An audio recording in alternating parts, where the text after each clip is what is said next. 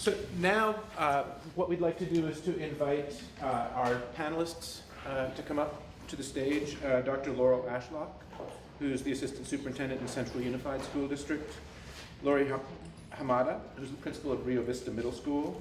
And Carol McEwen, an instructional support coach, all from Central Unified. And John Pestorich, who's the superintendent of Washington Unified. Jill Tafoya, who's the assistant superintendent in Washington Unified. And Derek Cruz, who is the principal of Washington Union High School. Okay, well, so a bonus presenter. I'm really grateful to you all for coming today to talk about sort of what strategies, what implementation challenges you all have faced in your districts. And I think this in some ways is the most useful part of the meeting, is to sort of learn what districts that have taken on the Common Core Challenge are doing and how it's going in their district. So I'll begin with you, Dr. Ashlock. If you could just talk a little bit about Central Unified, just to let us know a little bit about the district and then. Sure. Central Unified has 15,500 plus students. We're located in the city of Fresno and the county of Fresno.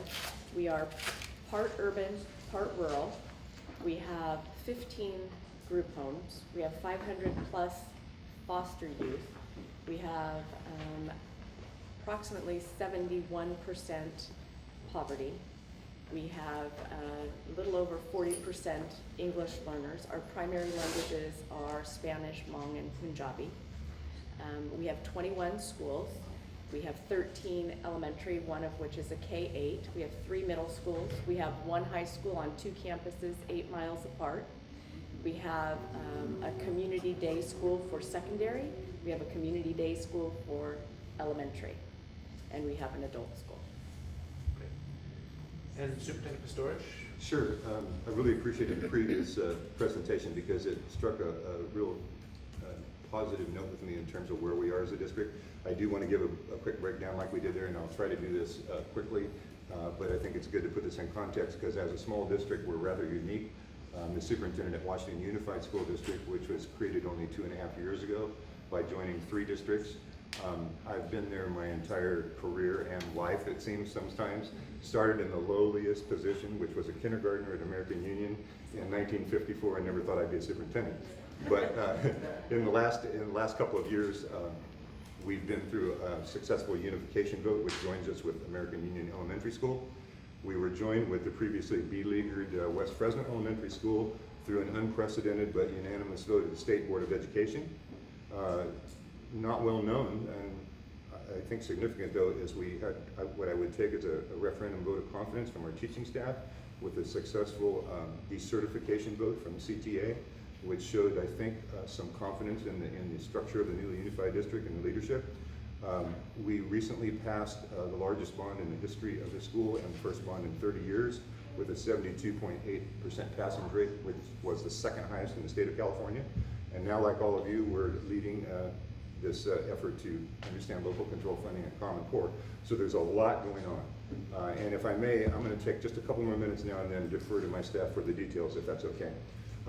The second thing I want to touch on, which I think is the most important thing you could take from this, which I saw on the slide, is if we've done one thing well, I think it's that we've tied our implementation strategy of Common Core to our pre-existing local educational vision.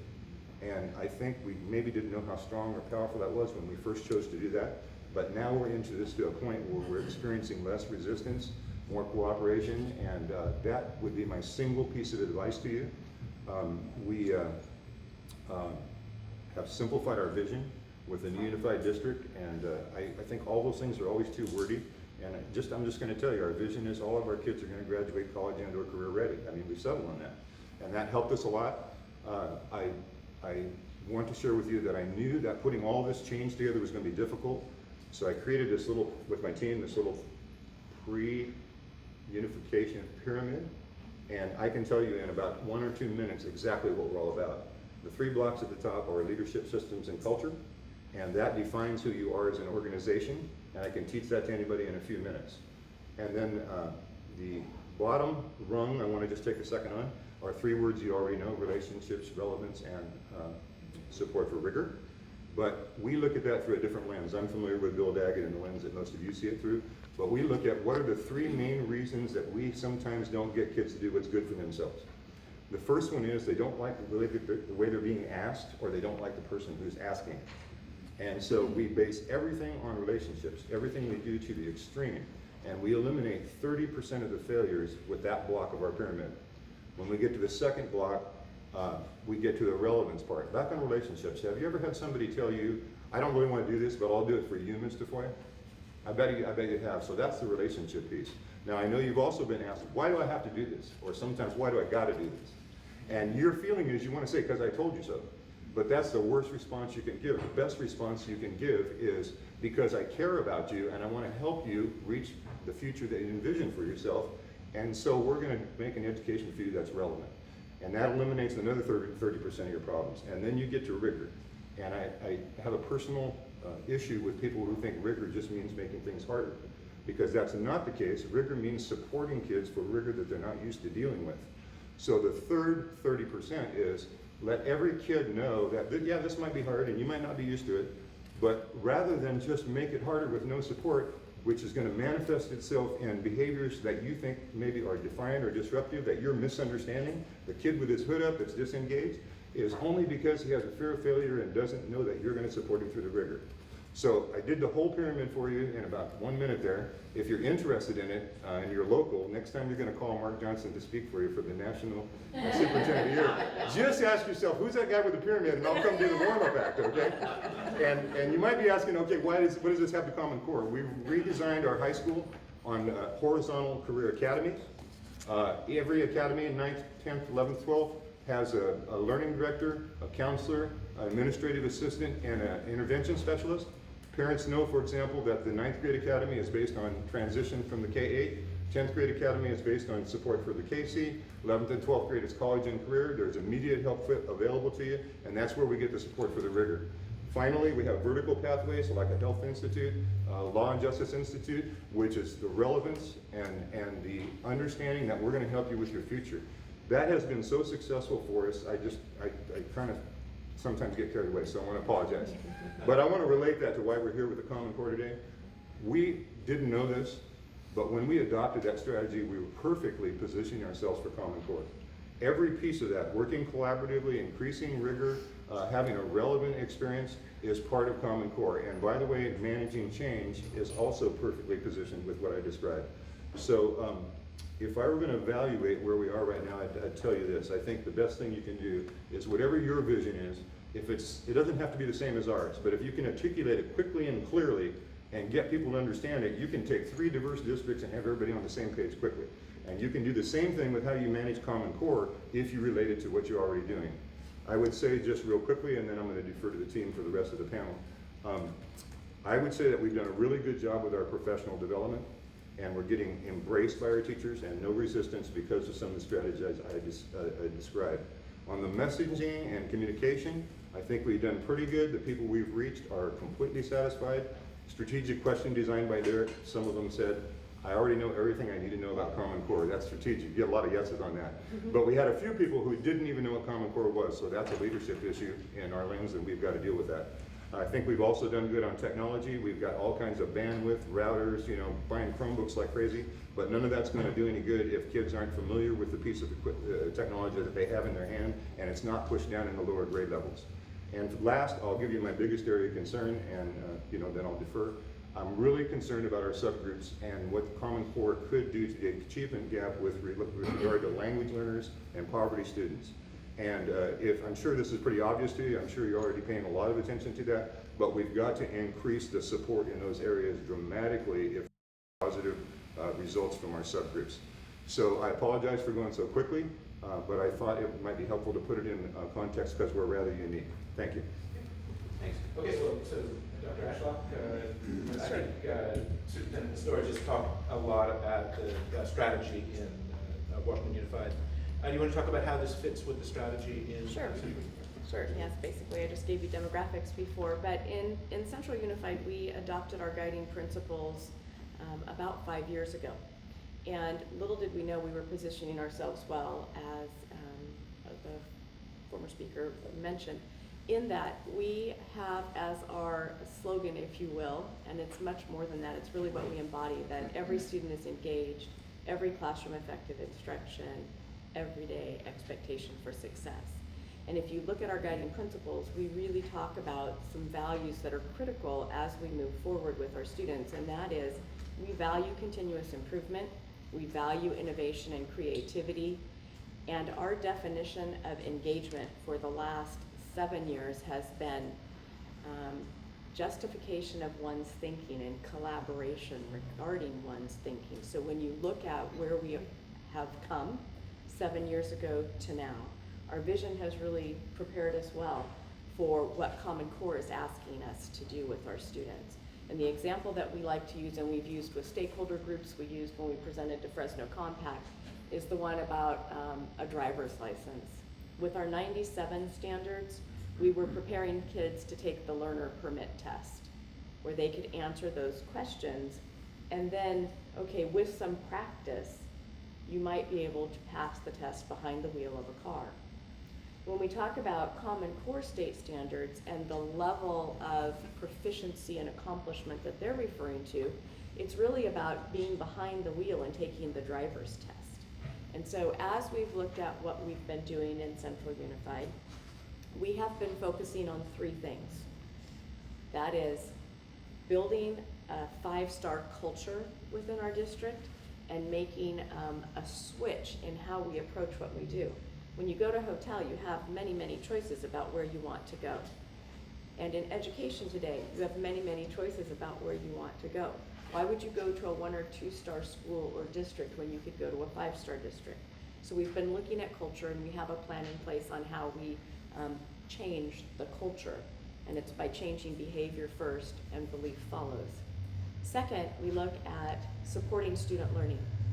Those students who have come through our system who are now in secondary education, who have not had the advantage of some of the math practices and some of the shifts as we look at literacy. And again, our definition of literacy isn't just reading, writing, listening, and speaking. It includes thinking. So when you talk in Central Unified about literacy, it's all of those things. So when we talk about literacy across the content areas, it's all of those processes within every content area. The third area is building the adult capacity. We have to support our students who haven't been provided those opportunities in math practices or in literacy because they need to graduate college and career ready. We call it college and community ready, in addition to having a career, because we want them to be productive citizens. But when we look at supporting students, we know that regardless of the standards that we have, the shift that has to occur is in the pedagogy. The shift that has to occur is in the relationship between the students and the teachers, and between what's happening in the classroom and what the expected outcomes are for students to perform. And so over the last 5 years, we have had an intensive professional development program. And that has included teacher leader groups, it has included parents, and it has included administrators. Every single one of our teachers has 3 days of training during the course of the year, full-day trainings. They're with their grade level cohorts, so every first grade teacher in the district is together 3 days during the course of the year.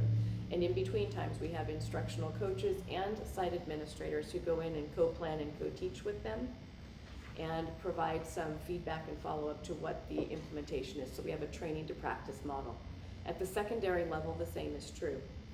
They meet by subject matter initially, and then we've also mixed the groups so that we have what traditionally has been referred to as an elective teacher mixed in with some of our core teachers.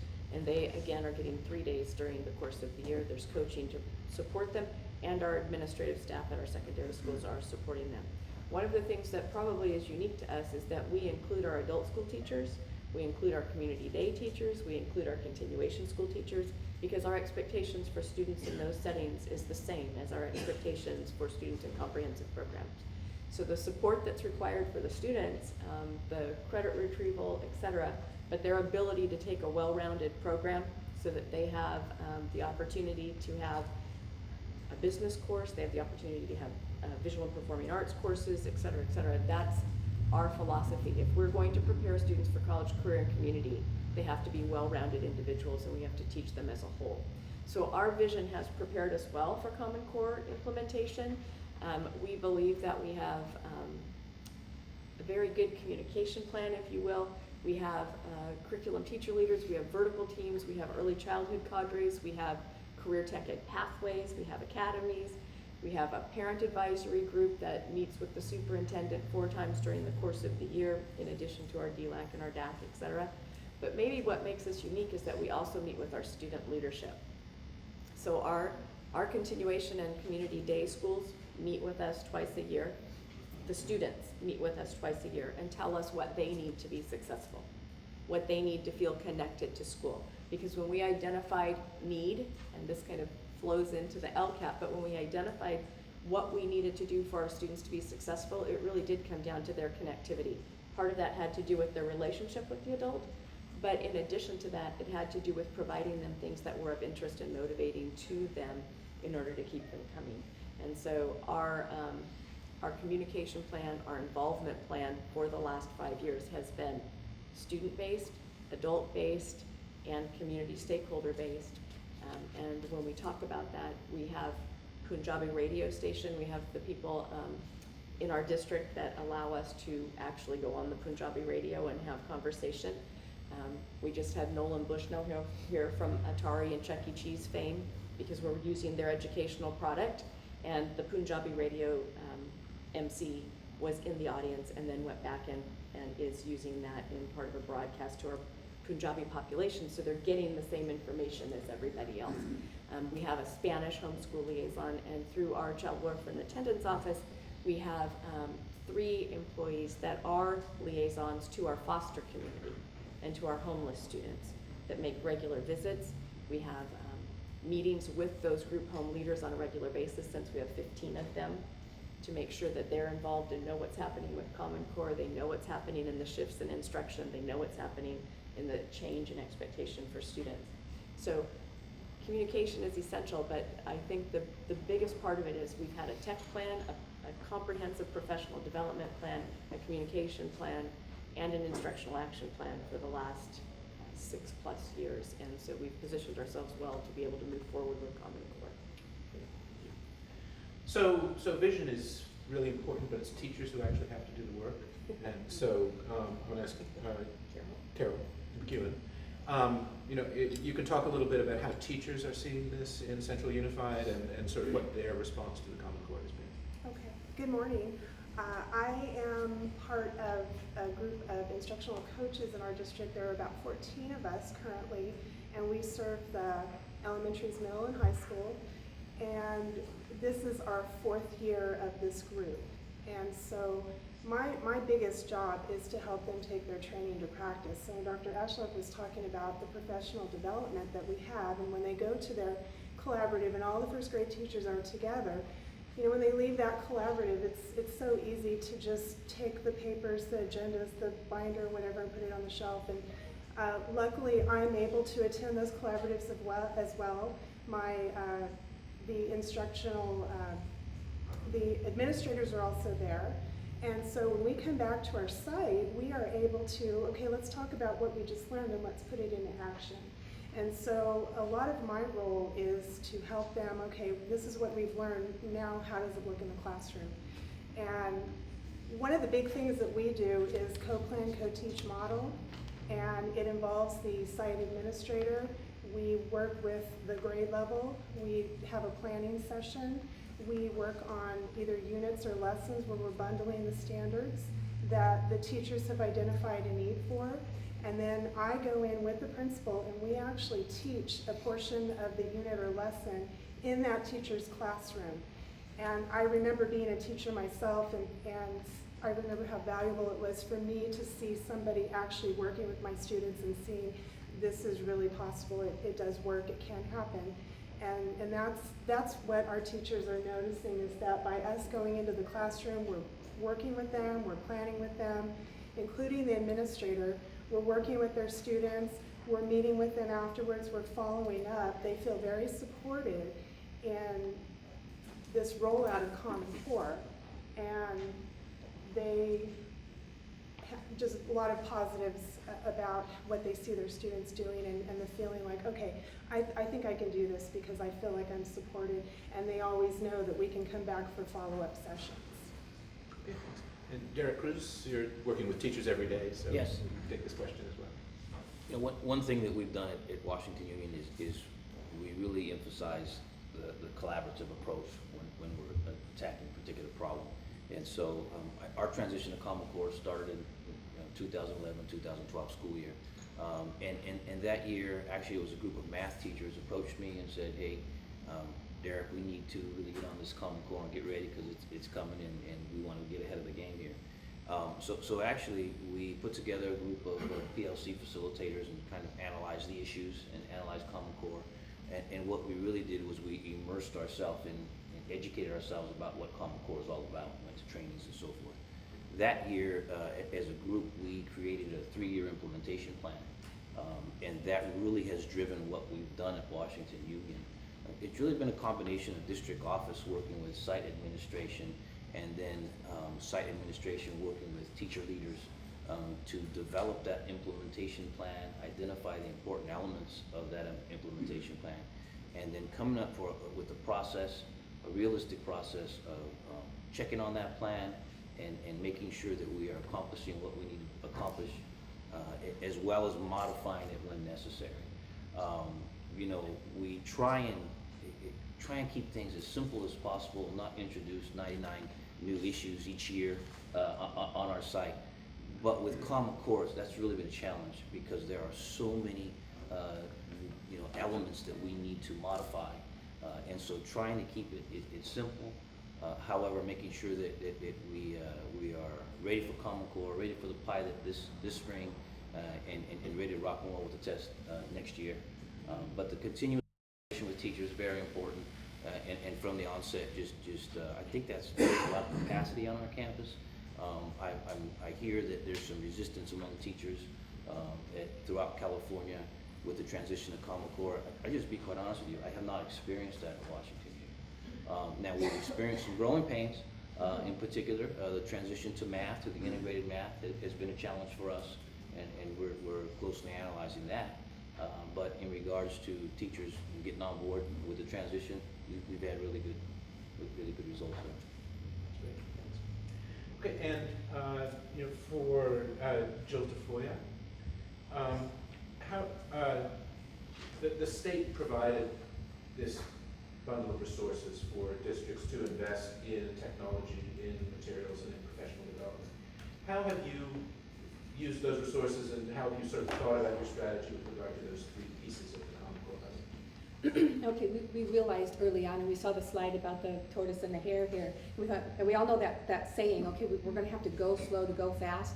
And then we thought, well, no, maybe we better go fast to go fast. And then, well, maybe we better go slow to go slow. And in some areas, it's different for each one. And so there are really 9 areas that I outlined in thinking about this that we knew we were going to have to provide support for our teachers. And the first one was we had to assess our own leadership capacity to lead this change. What did we have to know and able to provide that support for our schools and our teachers and our administrators? Then we knew that communication was going to be key. We know that once communication falls off, so does your culture, and so teachers need to know what's going on. So we provided them with an introduction 2 years ago. We went very slowly and provided them with the time to talk about the standards. Each teacher has a grade level binder that had the old standards and the new standards and any crosswalks that were available. We know we had to get the news out to our school board, and we had to get it to our community in newsletters. So communication was a huge piece, as Laurel said, and just letting everybody know what is this change. We knew we had to review curriculum, and this is probably the area where we're still looking at things. Where crosswalks were available, we let teachers have that. We're relating old text to new standards, but we're now looking at gathering information and ordering samples of new tests, especially high school math, as Derek said. We're fortunate enough to have every week a late start on Wednesdays where students come at 10 o'clock and teachers report at 7:45. So we have 2 hours every week for PLCs and professional development, and we knew that was going to be critical. And we're fortunate enough to have the time. So we, professional development was our district supported fiscally, having almost 90 of our teachers attend a summer institute that was solely focused on Common Core. That was last summer. We will host that again this year, and we'll provide the paying of the stipend to our teachers to attend. Anybody that wants to attend, go. Number 5, we knew that instruction, we were going to have to look closely at how instruction, we look at instruction, what does Common Core instruction look like? We didn't know. As an administrative team, we got together and looked at our walkthrough form, and it has several sections on it, one being about critical thinking. Our teachers were able to embrace pretty readily the 4 C's. That made it almost doable and thinkable to them, because we simply asked, how are you going to have your students communicate? How will they collaborate? How will they critically think? And what will they create that demonstrates mastery of the learning objective for the day? So instruction, we had to look at that. We had to calibrate our expectation. When this principal walked in and this principal walked in, were they seeing the same thing? So professional development for that. We knew we had to provide instructional support for teachers. We implemented a writing program throughout our district. We changed our focus, 3 things to focus on was certainly Common Core writing and technology this year, and our resources went there. We knew in technology, and actually a perfect storm came together in technology for us, because we were able to, although we're mostly rural out there, we were able to connect with Comcast and increase our bandwidth almost 100%. And we were able to get 250 teachers online at the same time in one of our cafeterias. So that was huge. So we were able to do that. We're a 3-to-1 ratio with our technology. We have a tech department. Actually, only yesterday, I called them and said, I need 65 teachers on Chromebooks at 7:45 a.m. and I need 4 techs there to help teachers get through this Common Core, this Smarter Balance assessment test. They were there, 65 teachers online going through the test, and so that takes resources, that takes human resources, and that takes fiscal resources to do that. We knew we had to look at assessments. We very sadly, actually, we mourned the death of our benchmarks, but we knew that they were not relevant anymore. So, okay, we'll get rid of them.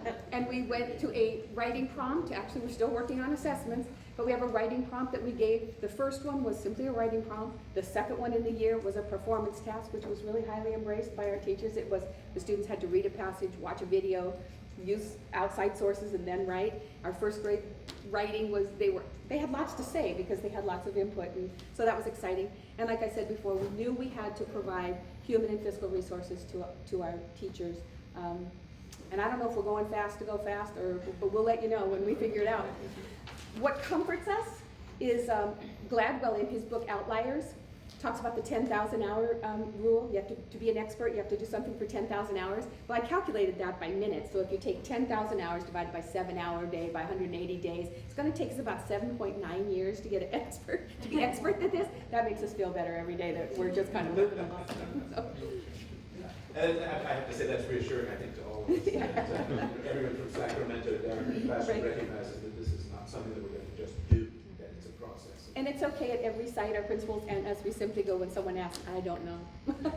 We don't know yet, but the answer is to them. And 7.9 years is probably a pretty good estimate. Yeah. Actually. I think that's pretty good. Dr. Ashlock, do you want to talk about the same question, how you use the 3 bundles of resources and how you fit those 3 into your district strategy? Sure. Our Common Core plan has included and continues to include our professional development. We talked about our training, but we didn't talk about what happens back on site. We have professional learning communities. We have had those for probably 5 or 6 years. And so part of the resource that we've been given has gone to continue to support the training modules that we talked about, but also our PLCs. In addition to PLCs for teachers, we have different structures for administrators. We have new administrator academies. We have first, second, and third year administrator induction kinds of things. We have the same, obviously we have Vista, but we have similar kinds of things for teachers. We have teachers that participate in the curriculum teacher leader cadre. The resources support that. Those people have been working on curriculum mapping using Heidi Hayes-Jacobs' model. But in addition, they're the group that has been working with AT&T, has been working with one of the publishers to help us implement a learning management system. All 1,000 teachers got a tablet this year, an ASUS tablet. The money helped us to offset some of that. We used E-rate for the bandwidth and the rest that Jill referred to in the district.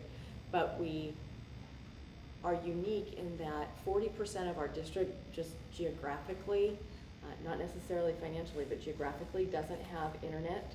And so by partnering with AT&T, the tablets that we've purchased have 4G capability. So what that means is that AT&T is also working with us to put towers in different locations, so that whether they're at school or they're at home, they can use the tablets. And so part of our main focus that we've used resources for is to do what we call close the experience gap. You've heard close the achievement gap. Every student can achieve, every adult can achieve. It's more what experiences are they bringing to the table, and how do we account for the lack of some of those experiences. So for us, it was very important for us to give our teachers the tablets first, have a full year of training with those tablets this year. Our curriculum teacher leaders are all getting class sets of those tablets to use for 2 to 3 week period of time to implement the curriculum map they've developed, so that we can field test these integrated units of Common Core standards using those processes of the language arts, including thinking, but incorporating science and history and art and health, et cetera, in those maps. And so the response has been fabulous. Next year, all 15,500 of our students will get those tablets. And because of the nature of having 40% currently have no access, the kids are very excited about that. We have parents who are very excited about it. We have parents who are a little concerned also, as you may imagine, my child's going to have a tablet. What about, and we say, you know, right now they're responsible for the textbooks they're taking back and forth, and a textbook costs 150 plus. These tablets cost 150 and you have one, not 6. And so when you look at the factor of cost in that regard, they're, oh, okay. So we're all on board with what we need to do. We didn't buy tablets for the sake of SBAC. We bought tablets for the sake of closing the experience gap and being able to provide a world out there to some of our students and their families that have never had that. So that's part of the resource package. The other part, besides professional development and technology, we're not purchasing instructional materials. As I said earlier, we really believe that the standards are a change impetus, but it's more about what we do in the classroom. So we are working on developing those curriculum maps, not a scope and sequence, not time-bound, not grade-bound, but a curriculum map on what we want our end result to be for students, how it fits together so there's real-world application, and then identifying how we're going to move forward with that. The beauty of the tablet and the publishing company that we're working with right now is that we're looking at vertical accessibility. So rather than a 9th grade English book, we're looking at what the outcomes are for students at 9th grade. What do they need to be able to do? When we identify what students need, some of them need to go back to 5th grade and pick up some of those standards that they didn't master back then. So by having that vertical alignment and vertical access through the technology rather than a hardbound book, we're providing access for our students where they are. So we're individualizing learning, and I want to be careful to say that our curriculum maps are not the old project-based learning. It's not a thematic unit. It is standards-based, integrated, and correlated so that there's real-world application for those standards mastery. So when we talk about what we're using the Common Core resources for, we're using them for the professional development predominantly, because the shift is happening in how adults are delivering instruction or facilitating instruction and the outcomes that students are presenting for us. Again, a difference from taking a permit test to being able to get behind the wheel of a car and navigate it appropriately with a level of mastery.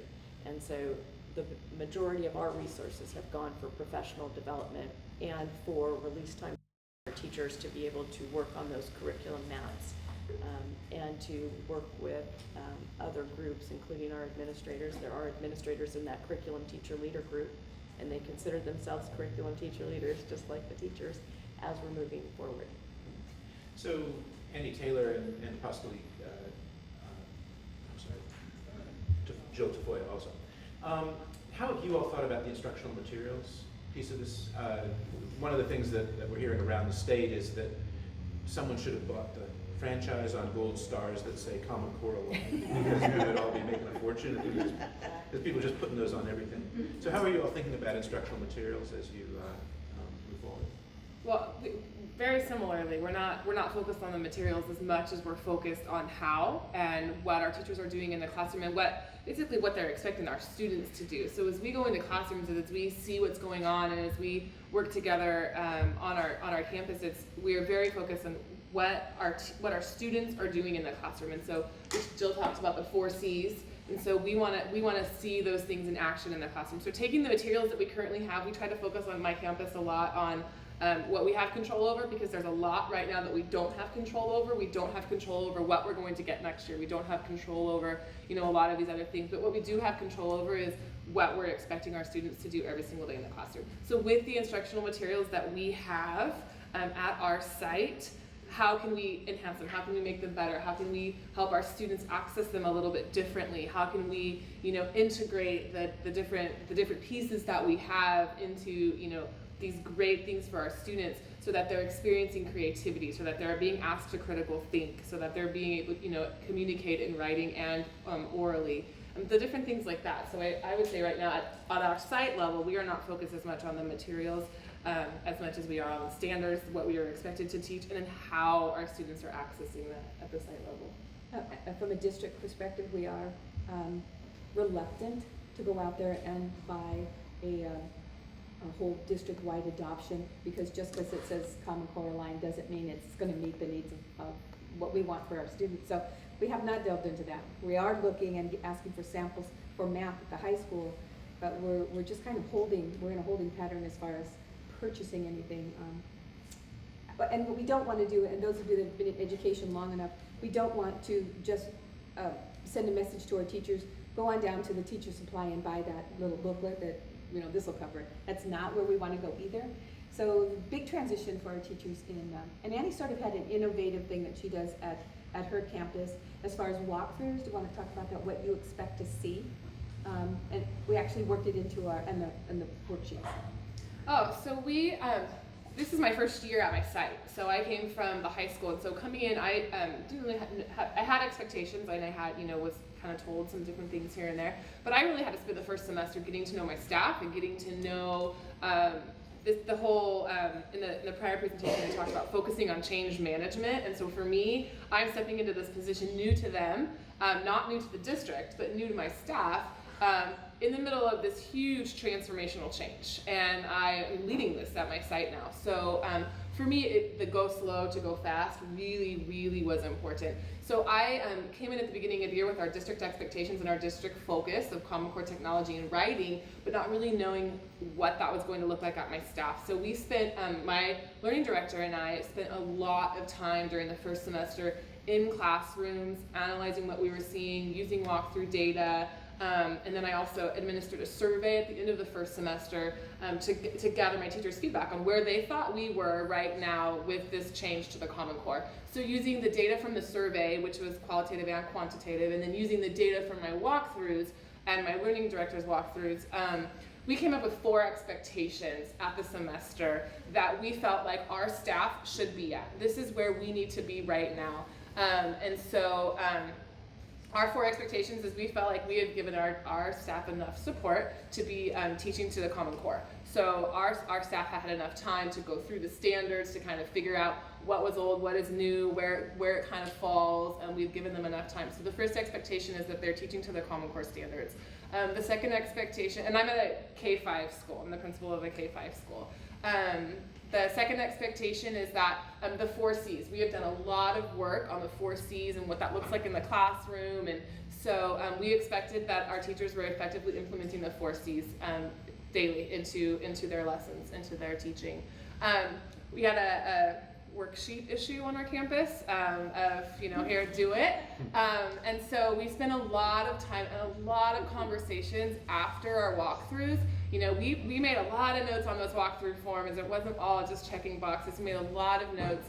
and our teachers would come into our office, or we'd go into their classroom afterwards and we'd ask them questions. Okay, what is the purpose of this piece of paper? What are you doing in the classroom? How is this helping your students? So we had some pretty honest conversations about worksheets and about using worksheets as whole class instruction time, and how it is probably not the best idea most of the time. So getting into that creativity and those collaborative activities and just getting, so that was one of our expectations, is that we need to be replacing these basic worksheets. They're great for, taking them home and practicing, and there's still that direct instruction. There's still those skills. I'm a former math teacher, so there's still those skills that are very, very important that you teach and that kids learn and that they can do quickly. But that's not our focus anymore. And then we implemented a writing curriculum, so the expectation was that we were seeing that writing curriculum being implemented in our classes daily, and our teachers loved that. And all of our teachers agreed that in January, we were here. And so the teachers at each grade level, which have almost 800 students, so there's a lot of teachers, and the teachers at each grade level, there were a couple that weren't here in each of these, and there are a couple that still are not quite here. But our learning director and I are still going into classrooms, we're still having those conversations, and these are our expectations, and we feel like we have supported our staff to get here. So if they're not here, we're having those conversations right now, and we're going into classrooms and we're allowing them the opportunity to get into other classrooms. I just sent a second grade teacher who was really struggling with a couple of these areas into another second grade teacher's classroom to watch her implement specifically a few of the domains of the 4 C's. And then we had a conversation after that, so that's a little bit of what we're doing, just taking that data that we're seeing and figuring out this is where we need to be, because we've gone slow and we're now picking up the pace because we need to get to where we need to be. The exciting part about that, and the reason I asked Annie to share, is all that she was able to do without a new textbook. And because teachers were asking, where's the new book? And you don't need that to get quality instruction and Common Core. I might add real quickly too, and forgive me, I'm looking at this a little differently because the lack of instructional materials seems to make people nervous. And the uncertainty always makes people nervous. And I come from a little bit of a quantitative background. And if you're going to analyze data and try to create a model, predictive model or something, you're not very good at that if you haven't experienced the data that you're analyzing, because you get a lot of spurious relationships that don't make sense. So if you take that analogy here, what could be richer than everyone experiencing the curriculum development as opposed to having it come between the covers of the textbook? And my thinking on this is, if you can just get over the fear of the uncertainty, we're going to end up with a deeper level and a more vibrant and enriched level of instruction from our staff because of this perceived disadvantage, which I'm predicting is going to be an advantage.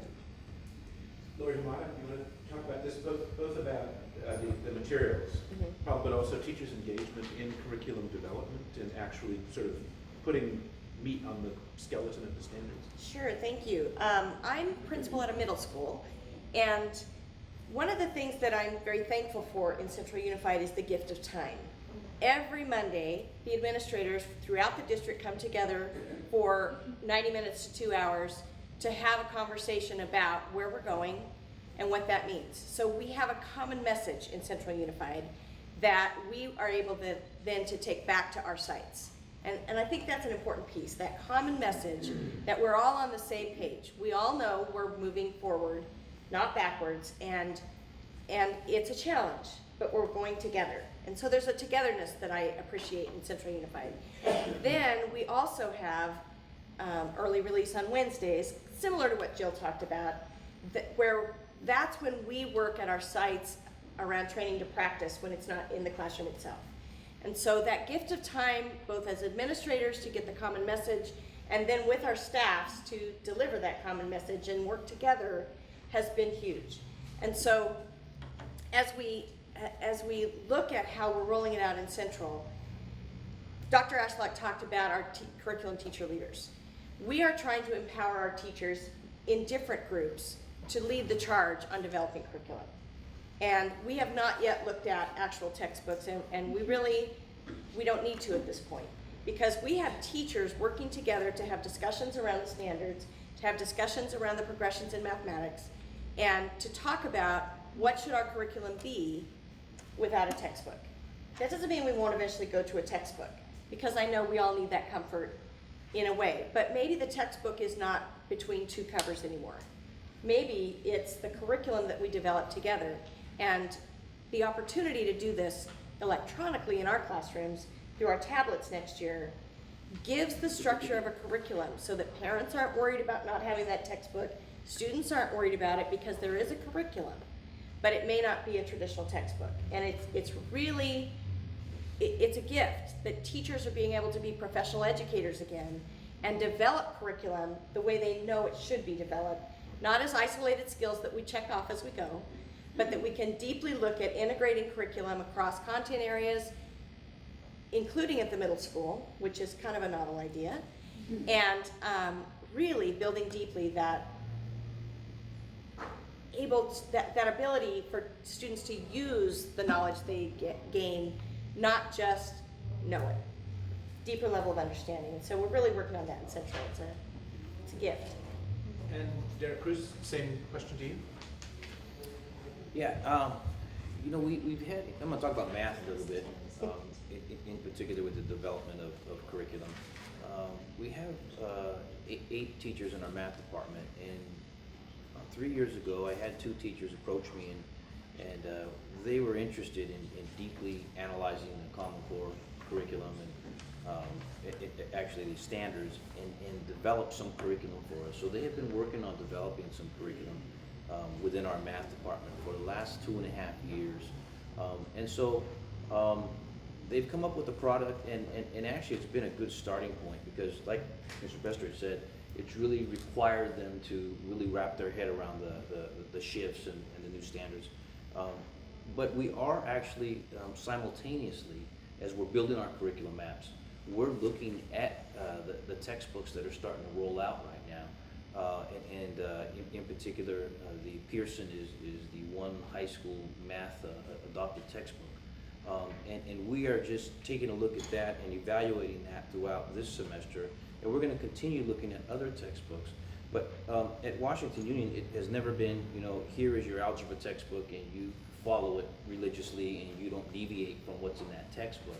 It's always been, we build the curriculum map, we build the assessments, we work backwards and identify and create those activities that will prepare for the assessment and ensure that they're successful academically. And so we are excited that we have created some of our own curriculum in math, but as well, we are looking at other curriculum that's out there as well. In our English department, yeah, you know, we have our textbook, but it definitely is not used every day. The type of curriculum that you have to use to prepare kids to be successful beyond high school now is, you know, you have to draw from a variety of different resources. We have a nice blend of both experienced English teachers and some newer English teachers. And so it's really neat to see them work together and draw on each other's strengths. I'll tell you what, our new teachers, their ability to grab curriculum and resources from different areas and put it together to create these, prepare kids for assessments, is pretty astonishing. Their ability to access and utilize technology, it's not an issue for our new teachers, but they don't have the experience that our experienced teachers have. And so it's been neat to see them work together in their professional learning communities to develop that curriculum.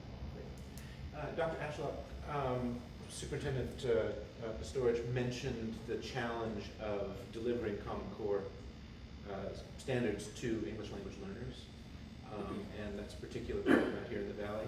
How have you all addressed that challenge, or to what extent have you worked to integrate your EL programs with Common Core? Well, interesting you asked that, because we focus on student name, student need.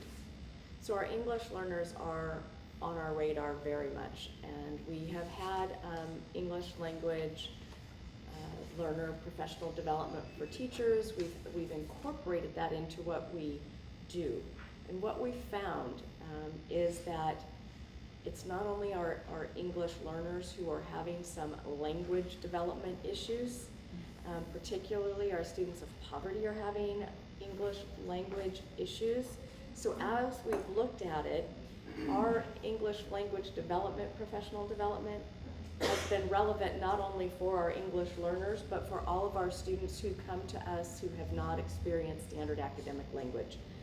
Whether it's a Punjabi student or an English-speaking student or a Spanish-speaking student, it's been integrated in all of the professional development that we've been doing. We have participated in the county office training for ELPD, or most of our people have gone through about 5 days with Sam.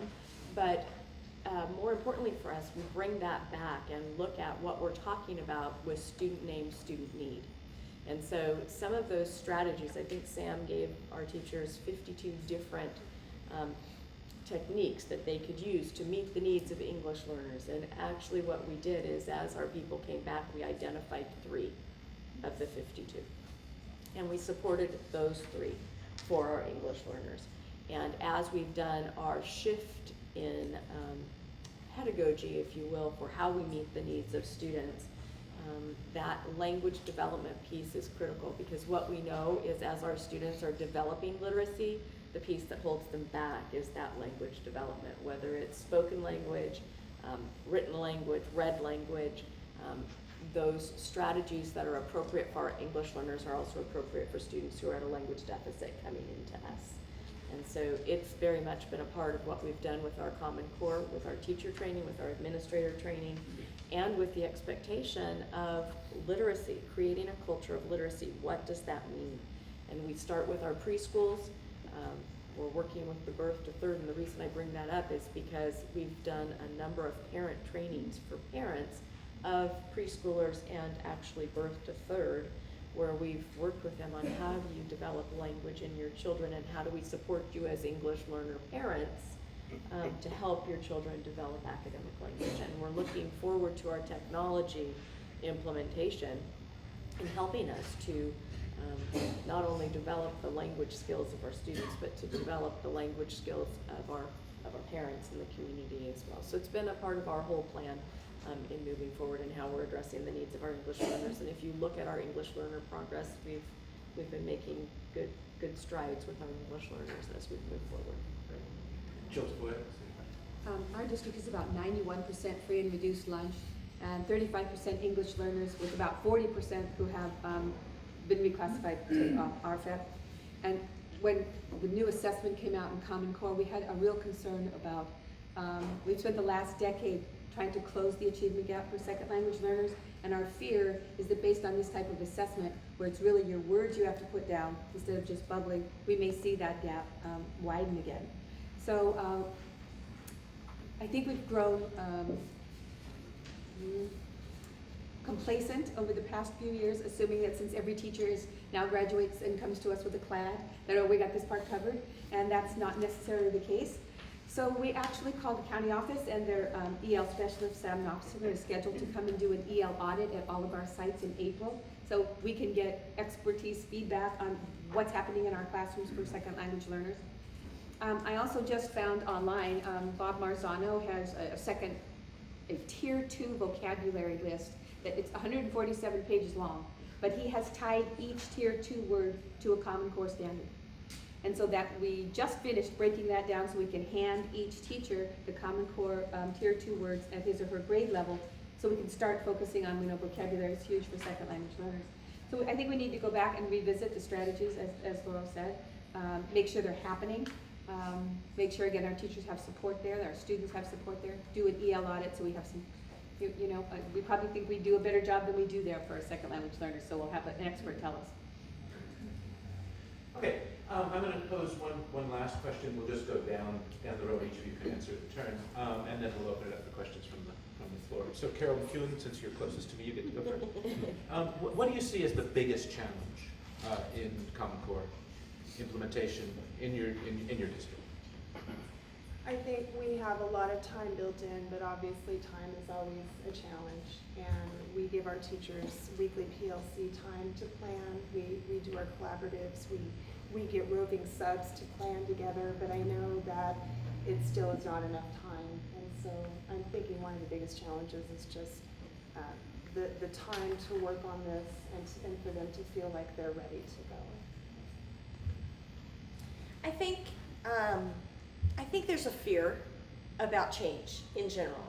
And I think Common Core is seen as a change. And I think that as we have moved forward with the messaging, that Common Core is not a change. It is a complement to what we have been doing in our district for the past 5 years. It dovetails perfectly. And so we're trying to lower the stress level of teachers, of parents, of students, and really get back to that it's not just about Common Core. It's about connecting to school. It's about, especially at the middle school, having every student connect with an adult so that they feel that it's their school. Because if you don't work on those social, emotional aspects for children, then their academics get stifled. And so I know Common Core is a challenge. I know it's scaring people, but I think we need to remember that it's not really the huge change we think it is. It really does complement the work we're already doing, and we've got to keep in mind every child, every name, and still address those needs of the children. As we move forward, I think that the biggest challenge isn't with our students necessarily. The students are embracing performance tasks. They're embracing collaborating, justifying their thinking, and being given opportunities to make connections and understand why it's important for them to learn something, or to be able to justify why they think something. I think the biggest challenge comes in the shift in thinking of the adults in the organization. We've been in such a tight accountability model for so long, where the assessment drove what was happening, and so it was about getting kids to move from a 350 on their test to something else as you move forward, and the shift to we're in an accountability system. We're even more accountable because we have to make sure that it makes sense to them and that they can demonstrate that mastery in a variety of contexts. But the challenge is helping the adults to understand that it's not really the standards that are the issue. It's us holding on to what we've always done or what we're most comfortable with. And so helping the adults to know that we're in a perfect storm right now. We all went into education because we wanted to make a difference in the lives of students. We wanted to connect with students. We wanted to make them college, career, and community ready. We wanted to make them the best people they could be.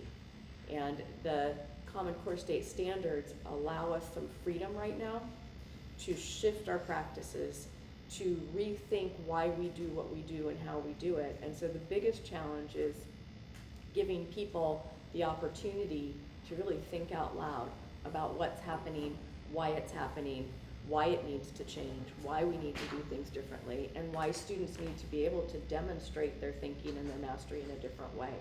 So I really think that the challenge comes with the adults, whether it's the adults in the organization, the teachers, whether it's parents, or whether it's community members. Mr. Uvino talked about the radio station and the messaging that's going out from radio stations, or that some of you see on Facebook postings. This is Common Core. The information that's out there is inaccurate. And so our ability as adults within the organization to understand what it's about, what is different, what we need to do in order to be able to message it appropriately and help people understand what the future is for our students versus what our past has been.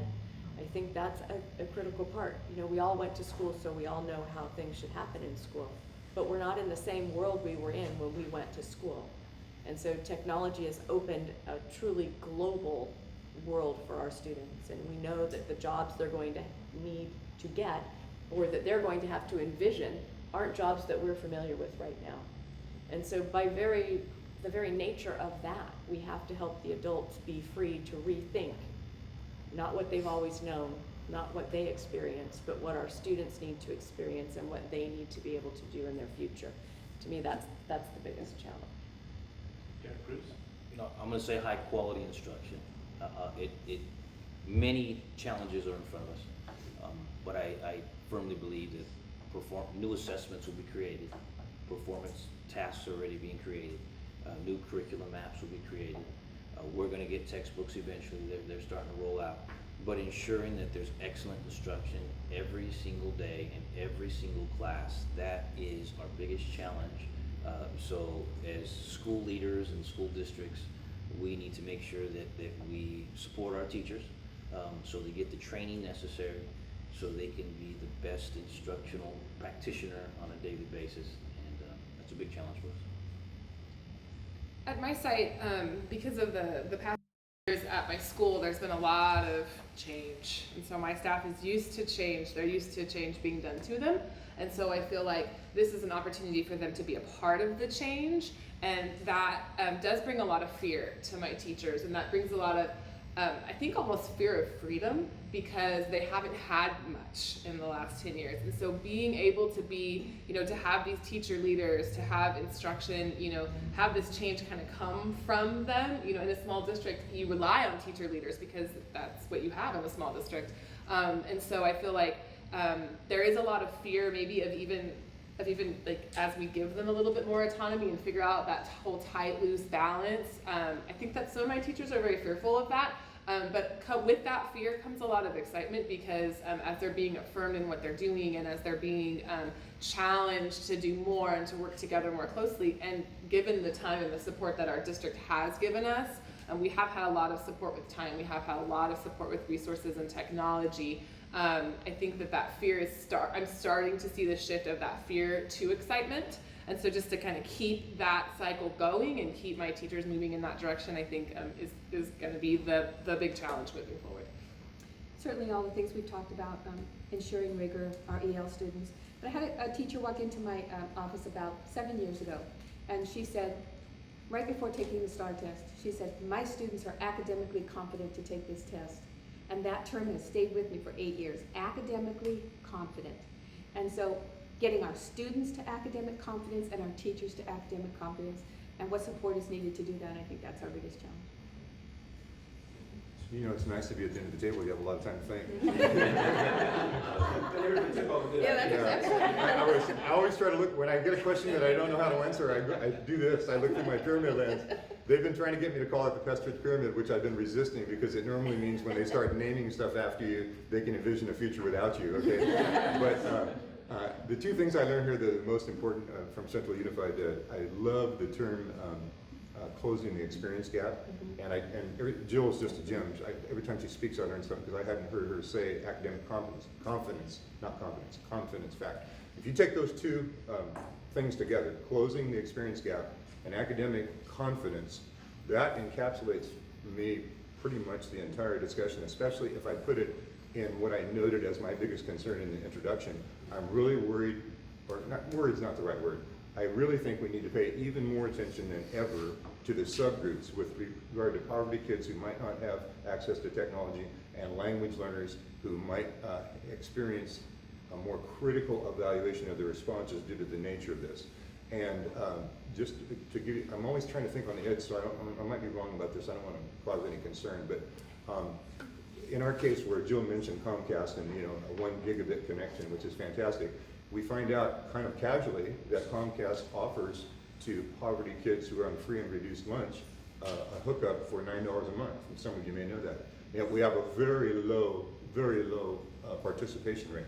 Well, that's a leadership issue on our part that we're going to go back, because that's the single thing that we could do to close the experience gap, is giving them connectivity for $9 a month in their home. So that's one thing.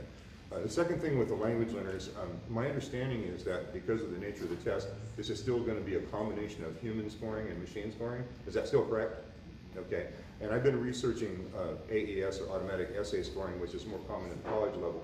And as near as I can tell, the way this works is it's like the spam filter on your computer. It generates a frequency table of words and phrases, and there are certain words and phrases that are associated with spam email, right?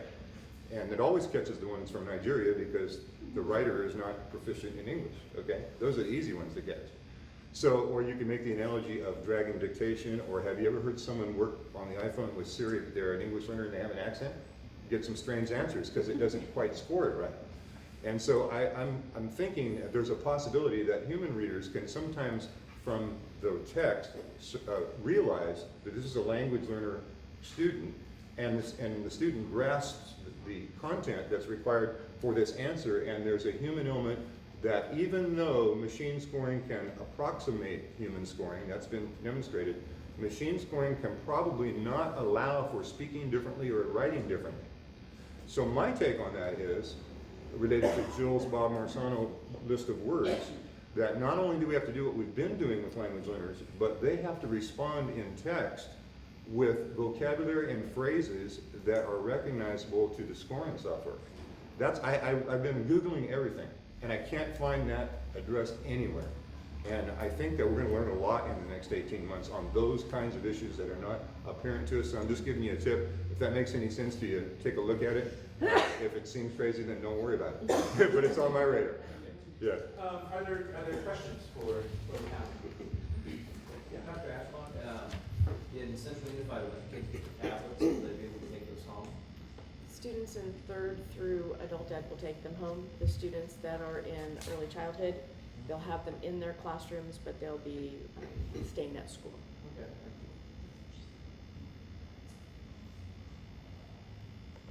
Are we getting the tablet again, please? It's an Could ASUS. you repeat the question up here, because Cindy The and question Diana- is, can I name the tablet that we're using in Central Unified? We went with an ASUS memo pad, and we did that purposely. We went with an Android-based device because, one, it allowed us an open source access. We had met with other providers, if you will, and other publishing companies. They were very proprietary. We wanted to have access vertically to content. And what we found from some of the other tablet providers who have partnered with other publishers, you purchase an app by grade level or by content, and that's what you have access to. So it's $12 for this book or $12 for that book, and that wasn't how we wanted to move forward. Because as we talk about integration, as we talk about supporting students, we wanted to be able to go vertically, but we also wanted to be able to integrate as we went across. And so we went with an Android because it is an open platform. Yes, please. Another question related to the tablets as well. What kind of studies are you doing, or data collection are you doing to assess internet? The number of your students that have internet access, or will they be required to have internet access at home in order to for full functionality? No, the question was, what are we doing about students that don't have internet connectivity? Will they have to have internet connectivity in their homes to be able to do this? First of all, no, they won't have to have internet capability. We are beefing up our broadband through the district and to our school sites. However, our tablets are 4G capable, and we did that on purpose so that the students in the rural area will have access, because AT&T is putting towers in different locations so that every one of our students in any geographic location will be able to have access. And we were aware of the $9 internet connectivity, but for some of our students in poverty, or for our students who live in rural areas where the $9 doesn't matter because they can't get the internet, the actual 4G is what allows us to provide equity of access. And so it was really important for us to partner with a large provider, and we talked to a number of different providers, just like we talked to a number of different tablet providers and a number of different publishing companies before we landed on where we are.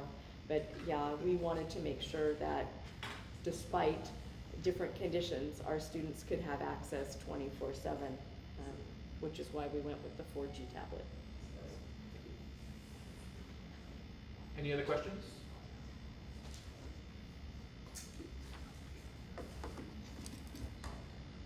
Okay, I want to thank the panel, and it's been a very illuminating discussion.